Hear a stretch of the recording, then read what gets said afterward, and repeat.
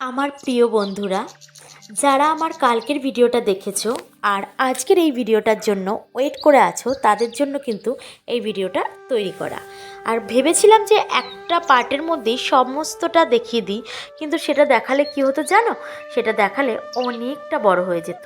সেক্ষেত্রে আমি পুরনো ব্লগার হই আর নতুন ব্লগার হই, সেদিকে কিন্তু কেউ তাকাবে না। একটা কি বলবো, পুরনো যারা হয়ে গেছে তাদেরও কিন্তু কেউ 25-30 মিনিটের ভিডিও দেখতে চায় না। আর আমাকে তো ছুঁয়েই দেখবে না, আমাকে বলবে ওরে বাবা কত বড় সাহস, তুই এত বড় একটা ভিডিও বানিয়েছিস, পালা, তোর ভিডিও দেখবো না। তো যাই হোক, এটা শুধুমাত্র ইয়ার্কি করেই বললাম কথাটা। তো দেখো, আগের দিন যেখান থেকে আমি শেষ করেছিলাম সেই গেটটা থেকে কিন্তু আজকে আবার শুরু করে দিলাম। তারপরে কিন্তু তোমাদেরকে একটা সুন্দর খাল, বিল কিংবা ভেরি, যাই হোক তার মতো একটা জিনিস, জলাশয় দেখিয়ে দিলাম। আর তারপরে এসে গেলাম কোথায় জানো? আমাদের পিকনিকের যে রান্নাবান্নাগুলো হচ্ছিল, ওগুলোও তো তোমাদের সাথে একটু শেয়ার করারই ছিল, কিন্তু এখনও সেই লজ্জাবোধটা না যায়নি। তাই জন্য সব কিছু ভালো করে দেখাতে পারিনি। আর এই ভিডিওটা কিন্তু আমি করিনি, করেছিল রেহানের মা। আর ওই জন্য ওর হাতটাও একটুখানি কেঁপে কেঁপে যাচ্ছিল, আর তাই জন্য এত পাপাকুপ মানে দেখাচ্ছে। তো যাই হোক, তোমরা তো বুঝতেই পারছো, নতুন ও ভিডিও করে নিয়ে এসছে আমার জন্য, এটাই আমার জন্য অনেক। তো এখানে চেয়ার টেবিল সব কিছুই পাতা আছে। আর তারপরে কিন্তু পাশে বাচ্চাদের বলো বড়দের বলো এই খাবারের দোকান আছে। সেই দোকান থেকে বাচ্চারা অনেক কিছু কেনাকাটা করছে। বাচ্চারাই তো কেনাকাটা করছে, বড়দের অত তো মানে খিদেটাও তো সহ্য করতে পারে, আর বাচ্চাদের হচ্ছে চোখের খিদে, ঠিক আছে? ওদেরও কি খিদে পেয়েছে নাকি? কফি খেয়ে এলো। কফি তো আমার ছেলে খেতে পারে না, পকোড়া খেলো। তো যাই হোক, এইসব দোকানগুলোতে কিন্তু তুমি বাইরে থেকে যে দামে কিনবে তার থেকে কিন্তু একটু বেশি দাম। কারণ কি, এরাও তো এখানে ভাড়া দিয়ে দোকান করে, তাদের লাভ নাকি তেমন বেশি কিছু থাকেই না। তো আমি বললাম যে 12 টাকা, 10 টাকার জিনিস 12 টাকা, আর এখানে তো 10 টাকাই লেখা আছে। বলছে যে মানে স্পটের ভেতরে এমনই দাম। তো যাই হোক, ওরা ওরা বিক্রি করছে, সবাই কিনছে, তো আমার কিন্তু ক্ষতি কী? তাই জন্য আমিও কিনে নিলাম। আশেপাশের যদি কিছু দেখে থাকো ওগুলো ইগনোর করো। ওইগুলো দেখো, সব কিছু দেখতেও নেই, আর সব কিছু মানে বাদ দিয়ে যে তুলবো সেটাও হয় না। একটা ভালো গাছ, ভালো ফুল তুলতে গিয়ে যদি কিছু এসে যায় ক্যামেরায়, তো তোমরা ওটাকে চোখ বন্ধ করে রাখো। আর এই সাইডটা আবার আমার বাবু আসেনি, ও ওইখানে স্লিপ দেখেছে, এইদিকে আর আসবে না। অন্য অন্য বাচ্চারা যেমন মায়েরা বলছে চল যাই একটু ঘুরে আসি, ও ওকে নিয়ে আসা মানে কি ওর অসহ্য, ও ওখানে খেলবে। ওই অ্যাকচুয়ালি ওর কি দোষ বলো? ওকে সবসময় বাড়িতে থাকতে হয়, একটা ফাঁকা জায়গা পেয়েছে, মানে ওর মনে হয় কি বলবো, নিঃশ্বাস নেওয়ার একটা বড় জায়গা পেয়ে গেছে, এমনই অবস্থা। আজকাল স্কুলে ওদের রিহার্সালের জন্য স্কুলে যেতে হচ্ছে, স্কুলে গেলে আসতে চায় না, বলে যে পরে এসে আমাকে নিয়ে যাবে, এমন কথা বলে ও আমাকে।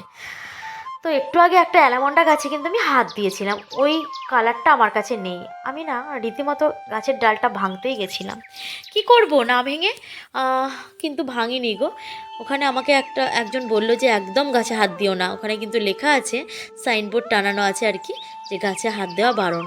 তা যদি একটা ব্লেড কিংবা কাঁচি যদি নিয়ে যেতাম না, খুব সুবিধা হতো। আমি টুক করে কেটে একদম ব্যাগের মধ্যে বসিয়ে দিতে পারতাম, তখন কেউ ধরতেই পারতো না আমাকে। এটা একটা চুরি করার কিন্তু ভালো পন্থা। কোথাও যদি কেউ যাও, একটা ব্লেড কিংবা একটা ছোট্ট কাঁচি নিয়ে যেও, ওখান থেকে টুকুস করে একটু কেটে ব্যাগের মধ্যে ঢুকিয়ে দিও। তো ওখান থেকে চলে এলাম আবার এই সাইডটায়। আর আমার ছেলে কিন্তু তখনও যায়নি, ওর পায়ে দেখেছো জুতো নেই, কিচ্ছু না, ওকে সব খুলে দাও, শুধু একটা গেঞ্জি আর একটা প্যান্ট রেখে দাও ওর। আমার একটা ভুল হয়ে গেছিলো, একটা হাফ প্যান্ট নিয়ে যাওয়া উচিত ছিল ওর জন্য। ও যা মানে দস্যুবৃত্তি করছে, তাতে করে প্যান্ট টিকবে কি? প্যান্ট বলছে আমার ওপর এত অত্যাচার, না রে অদ্রিজ, আমাকে ছেড়ে দে। হ্যাঁ, যারা জানো না তারা শুনে নাও, আমার বাবুর নাম হচ্ছে অদ্রিজ, অমিত আর জয়ার ছেলে হচ্ছে অদ্রিজ, বলেও দিলাম বাবা মায়ের নাম। আর দেখো কিসের ওপরে ও স্লিপ খাচ্ছে এখন, দেখতে পাচ্ছ? সাপের মাথা, সাপের মাথার ওপর স্লিপ খাচ্ছে। আমার তো সাপ আমার সব থেকে বেশি ভয় লাগে। তোমরা হয়তো বলবে বাঘকে ভয় পাও না, সিংহকে ভয় পাও না, আরে ওদের সামনে তো যাওয়ার কোনো কথাই নেই, ভয় পাবো কি? জীবনে যাব নাকি? নিজেকে খাদ্য হিসেবে ওদের সামনে। কিন্তু সাপের সামনে তো অনেক সময় পড়ে যাই না আমরা, ওই জন্য সাপকে কিন্তু আমার খুব ভয় লাগে। তো আমার ছেলে দেখো সাপের মাথায় উঠে দোল খাচ্ছিল, সাপটা দেখেই নিলে একটু আগে কতটা বড়। আর এখানে চলে এসেছি দোলনার এখানে। দোলনার মধ্যে কারা দোল খাচ্ছে এরা জানো? এরা কিন্তু স্কুলের মিস। এই যে একজন দাঁড়িয়ে আছে, একজন দোল খাচ্ছে, আরও অনেক মিসেরা আছে এখানে। আর আমার ছেলে পেছনে দাঁড়িয়েছিল, কারণ ওর দোল খাওয়া অলরেডি হয়ে গেছে। কিন্তু আমারও দোল খেতে ভীষণই ভালো লাগে, কিন্তু অনেকক্ষণ যখনই আমি দোল খাই তখনই না আমার পেটের ভেতরটা এত গুড়গুড় গুড়গুড় করে, পেট বলে আমায় ছেড়ে দে রে, দোলাস না দোলাস না। তখন কি বলো তো, আমার মাথা ঘোরায়, হয়তো পেট গোলায়, এই ধরনের মানে জিনিসগুলো হয়। আর ওই যে ওখানে হেডমিসও কিন্তু আছে। আমি গেছিলাম হেডমিসের কাছে, আমি বলছি একটুখানি তুলেই নি। মিস বলছে কেন, আমি কি দোল খেতে পারি না? ওই দেখো কত জোরে জোরে দোল খাচ্ছে। এবারে জোরটা অবশ্য আমি করে নিয়েছি, কারণ খুব স্পিডে দেখাচ্ছি এদেরকে। আর তার পাশে যেখানেই যাব ফুল গাছ, এদেরকে তো আমার সঙ্গী হিসেবে তুলতেই হবে, তাই না? আর দেখেছো বুগেনভেলিয়া আমারও ছিল গো, এই হলুদ রঙেরও ছিল, আর ওই যে সুন্দর একটা পিঙ্ক কালার। দুটো কালারই আমাকে আগের বছর জেঠু এনে দিয়েছিল, কিন্তু দুটো গাছই মরে গেছে। বৃষ্টির জল এত পরিমাণে পেয়েছে যে মরে যেতে ওরা বাধ্য হয়েছে। মরতে চায়নি গো, কিন্তু কি করব বুঝতে পারিনি। আগেই যদি নিয়ে আসতাম। তো বাদ দাও, এদের কথা আজকে আর বলবো না, তোমরা বাদ। এবার আমি শুধু আমার পিকনিকের জায়গার কথাই বলছি। আমার বলতে আমার ছেলের উদ্দেশ্যেই ওখানে যাওয়া, ওর জন্যই যাওয়া। তো ওখান থেকে আমি কিন্তু একটাও নিজের জন্য ফটো তুলে আনিনি। এই যে আমি যে থাম্বনেলে ফটোগুলো দিচ্ছি ওগুলো কিন্তু স্ক্রিনশট নিয়েই দেওয়া। কেন কি, আমি নিজের ফটো তুলতে আজকাল ভুলে যাই। আগে যেমন ফটো তুলতে ভুল করতাম না একদম, কিন্তু এখন ভিডিও করতে একদম ভুল করি না, কিন্তু ফটো তুলতেই ভুল করি। এইটাই হচ্ছে আমাদের এখন যারা নতুন নতুন ক্রিয়েটার তাদের একমাত্র দোষ। আমার মতো দোষ কি তোমাদেরও আছে, যে এখন নিজের ফটো তুলতে ভুলে যাও? আগে যেটা একদম আমরা ভুল করতাম না, কিন্তু এই ভুলটা এখন আমি বলি, আমি করি আর কি। দেখো কেমন লাগছে একবার কিন্তু জানিও। জায়গাটা আমার ভিডিও, আমি জানি যে আমি কিন্তু কত সুন্দর ভিডিও করতে, কিংবা আমার ভয়েস, কিংবা আমার প্রেজেন্টেশন যে খুব ভালো সেটা আমি বলবো না। খুব ভালো নাই, খুব তো কোনো কথাই না, কিন্তু সেই খারাপ প্রেজেন্টেশনটাও যদি তোমাদের একটু মনের কোথাও একটুখানি জায়গা পায় তাহলে অবশ্যই কমেন্ট করে জানিও। আর আমার ছেলের আনন্দের শেষ নেই। জুতো আবারও পরালাম, আর দেখো স্লিপ খাচ্ছে, আর বাচ্চাটা বারবার ওর সামনে যাচ্ছে। আর আমার ছেলে ভাবছে আমি বুঝি ওকে বকবো, ওই জন্য আমার দিকে তাকিয়ে আছে। একটু একটু ভয় কিন্তু ওর মধ্যে কাজ করে যে মা বুঝি বকবে। কিন্তু এই যে ছোট বাচ্চাটা আমার ছেলের মানে স্লিপ খাওয়ার পথে বাধা সৃষ্টি করছে, ওকে কিছুতেই মানে আসতে দিচ্ছে না। যখনই বাবু ওপর থেকে নামছে তখনই ও সামনে দিয়ে গিয়ে শুয়ে পড়ছে। আসলে ও সিঁড়ি দিয়ে উঠতে পারছে না, কি করবে বেচারা বলো। আর এই দেখো আন্টিরাও কিন্তু এখানে ছিল, কারণ আন্টিদের ছেলে মেয়ে দুজনের দুজন মানে ওখানে স্লিপ খাচ্ছিল। ওই দেখো ওই দিক দিয়ে উঠছেও কিন্তু ওরা, আর আমার পুত্র সবার লাস্টে।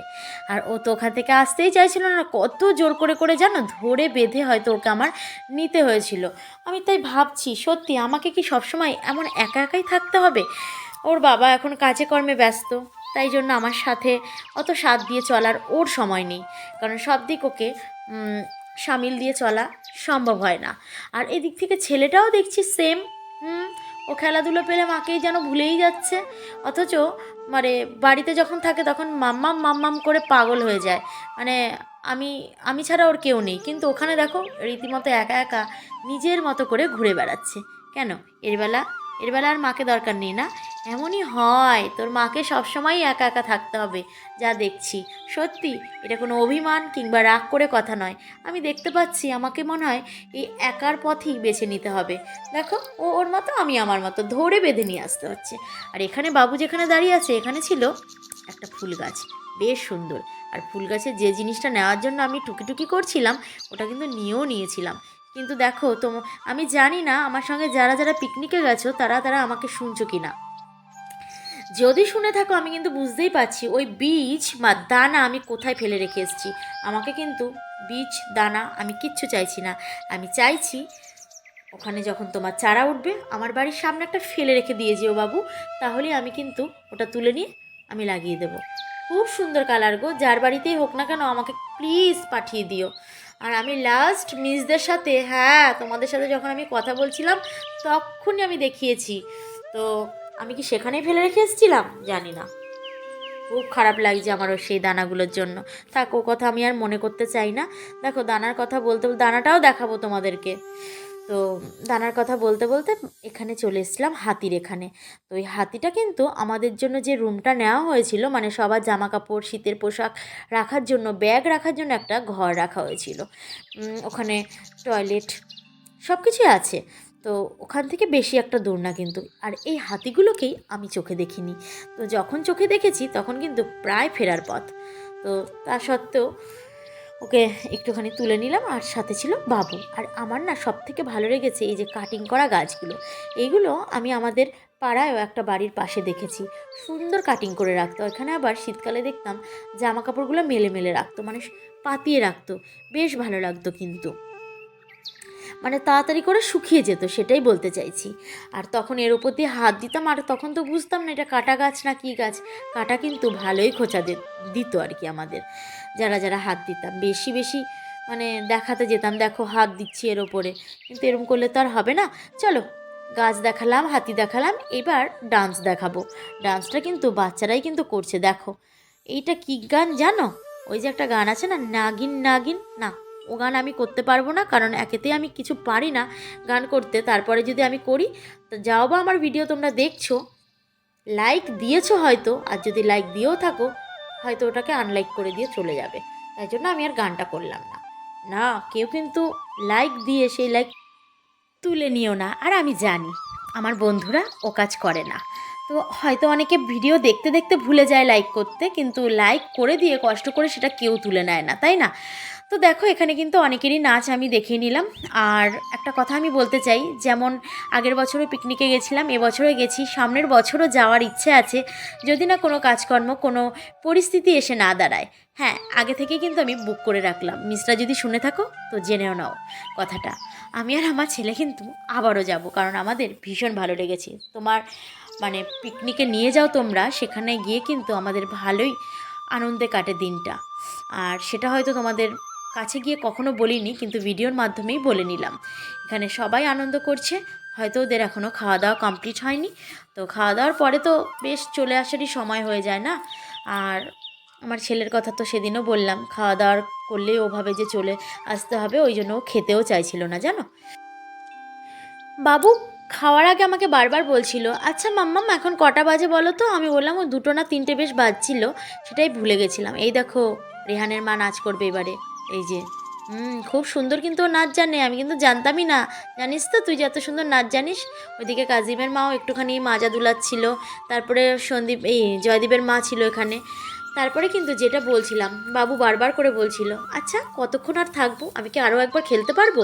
মানে খাওয়ার পরে ও আরও একবার দৌড়াদৌড়ি করবে, সেটাই আমার কাছ থেকে গোপনে পারমিশনটা নিয়ে নিচ্ছিল। কিন্তু আমি না, আর চলবে না। তাও কোন ফাঁকে চলে গেছিলো জানো।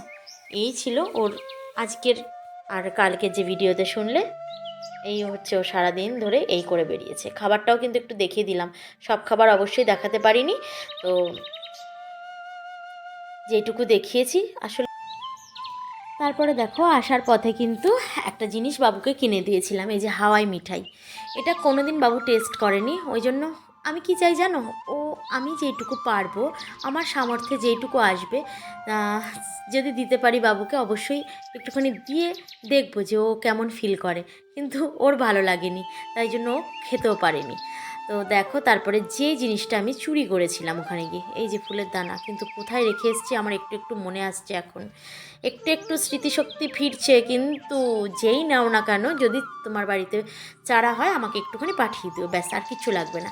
আমার বাড়িতে হয়তো 10টা হতো, তোমার বাড়িতে একটা হলো, আমাকে দিও, তাহলে হবে। আজকের ভিডিওটা